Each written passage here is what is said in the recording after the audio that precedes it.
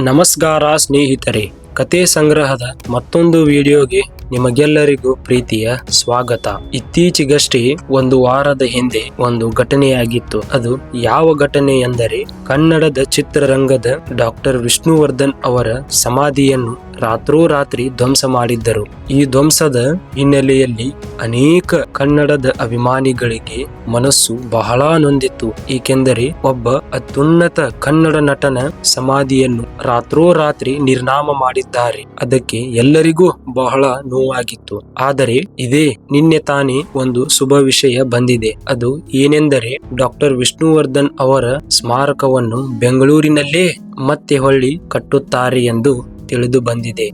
ಅದನ್ನು ಯಾರು ಹೇಳಿದ್ದಾರೆ ಎಂದರೆ, ವಿಷ್ಣುವರ್ಧನ್ ಸಂಘಟನೆಯ ಅಧ್ಯಕ್ಷರಾದ ವೀರಕಪುತ್ರ ಶ್ರೀನಿವಾಸನ್ ಅವರು ನಿನ್ನೆ ತಾನೇ ಸೋಷಿಯಲ್ ಮೀಡಿಯಾದಲ್ಲಿ ಹಂಚಿಕೊಂಡಿದ್ದಾರೆ. ಅದು ಯಾವ ಮಾಹಿತಿ ಎಂದರೆ, ನಾವು ಬೆಂಗಳೂರಿನ ಅಭಿಮಾನ್ ಸ್ಟುಡಿಯೋದ 5-6 ಕಿಲೋಮೀಟರ್ದಲ್ಲಿ ಒಂದು ಸ್ಮಾರಕವನ್ನು ನಿರ್ಮಿಸುತ್ತೇವೆ. ಆ ಸ್ಮಾರಕಕ್ಕೆ ಇತ್ತೀಚೆಗೆ ಕನ್ನಡದ ಪ್ರಖ್ಯಾತ ನಟ ಕಿಚ್ಚ ಸುದೀಪ್ ಅವರು ಆ ಸ್ಥಳವನ್ನು ಅವರು ಖರೀದಿ ಮಾಡಿದ್ದಾರೆ. ನಾವು ಅಲ್ಲೇ ಡಾಕ್ಟರ್ ವಿಷ್ಣುವರ್ಧನ್ ಅವರ ಸ್ಮಾರಕವನ್ನು ನಿರ್ಮಾಣ ಮಾಡುತ್ತೇವೆ ಎಂದು ನಿನ್ನೆ ತಾನೇ ಅವರು ಹಂಚಿಕೊಂಡಿದ್ದಾರೆ. ಮತ್ತು ಆ ಸ್ಥಳದಲ್ಲಿ ನಾವು ಡಾಕ್ಟರ್ ವಿಷ್ಣುವರ್ಧನ್ ಅವರ 25 ಅಡಿ ಎತ್ತರದ ಒಂದು ಮೂರ್ತಿಯನ್ನು ಸಹ ನಾವು ಅಲ್ಲಿ ಕಟ್ಟುತ್ತೇವೆ ಎಂದು ಅವರು ಹೇಳಿದ್ದಾರೆ. ಮತ್ತು ಅದರ ಪಕ್ಕದಲ್ಲಿ ಒಂದು ಗ್ರಂಥಾಲಯವನ್ನು ನಾವು ಕಟ್ಟುತ್ತೇವೆ ಎಂದು ಅವರು ಅದನ್ನು ಸಹ ಹೇಳಿದ್ದಾರೆ.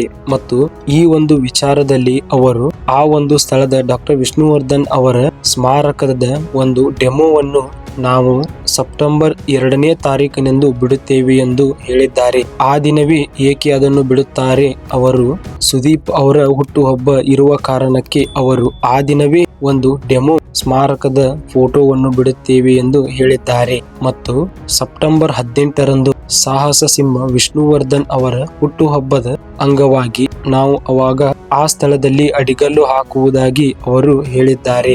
ಮತ್ತು ಹೇಗೆ ಅಭಿಮಾನ್ ಸ್ಟುಡಿಯೋಗೆ ಎಲ್ಲ ವಿಷ್ಣುವರ್ಧನ್ ಅವರ ಅಭಿಮಾನಿಗಳು ಬರುತ್ತಿದ್ದರಲ್ಲ, ಹಾಗೆ ಇಲ್ಲಿ ಬರಲಿ ಎಂದು ಅವರು ನಿನ್ನೆ ತಾನೇ ಹೇಳಿದ್ದಾರೆ.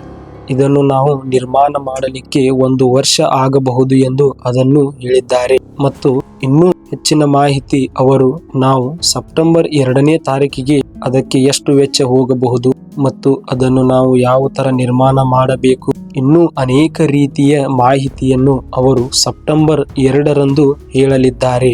ವೀರಕಪುತ್ರ ಶ್ರೀನಿವಾಸನ್ ಅವರು ಈ ಎಲ್ಲಾ ಮಾಹಿತಿಯನ್ನು ನಿನ್ನೆ ತಾನೇ ಸೋಷಿಯಲ್ ಮೀಡಿಯಾದಲ್ಲಿ ಹಂಚಿಕೊಂಡಿದ್ದಾರೆ.